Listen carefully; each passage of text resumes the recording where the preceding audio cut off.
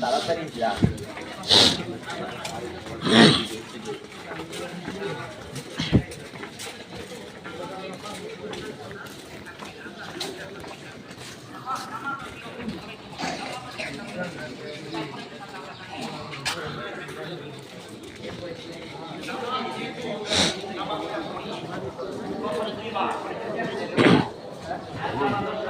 আরে বেটা কম লাগছে ফ্যামিলিটা আমি অনেক করে আসবে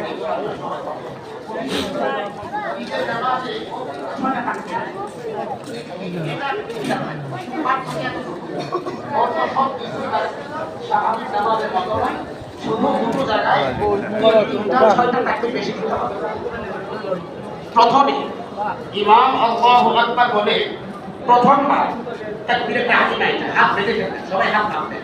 আল্লাহু আকবার বলে প্রথমে কি করবেন? হাত নামাবেন। তারপরে ইমাম সানা পড়বে, আপনারা কি পড়বেন? সানা পড়বেন। এটা তাকবীরে তাহরিম হবে। এখন তিনটা অতিরিক্ত তাকবীর হবে। ইমাম পরপর তিনটা তাকবীর দিবে।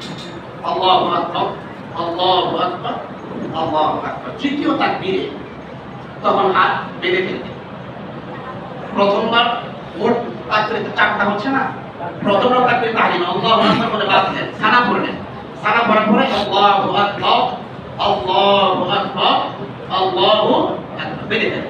তারপরে ইমাম সূরাতুল ফাতিহা পড়বে, কেরাত করবে, ধারাবাহিক রাকাত শেষ করবে। দ্বিতীয় রাকাতে কেরাত শব্দ শেষ করার পরে রুকুতে যাওয়ার আগে ধারাবাহিক চারটা তাকবীর হবে। কয়টা? চারটা। প্রথম যে তিনটা হাত উঠিয়ে ছেড়ে দিবেন। প্রথম তিন তাকবীরে আল্লাহু আকবার, আল্লাহু আকবার, আল্লাহু আকবার। চতুর্থ তাকবীর হচ্ছে রুকুর তাকবীর, নামাজের মূল নামাজের তাকবীর। এটা বলার সময় রুকুতে চলে যাবে, তখন আর হাত তুলবেন। চতুর্থ তাকবীরে কি করবেন? হাত না তুলে রুকুতে চলে যাবেন। তারপরে ইনশাআল্লাহ ধারাবাহিক নামাজ শেষ হবে। নামাজের পরে ইনশাআল্লাহ খুতবা হবে। খুতবার সময় খুব কথাবার্তা বলা যাবে না, দুই খুতবা শেষ করে তারপরে যাবে ইনশাআল্লাহ। দোয়া করে গেলে সবচেয়ে বেশি ভালো। আমরা ইনশাআল্লাহ মেহেরবানি করে দাঁড়িয়ে কথা শুনবো।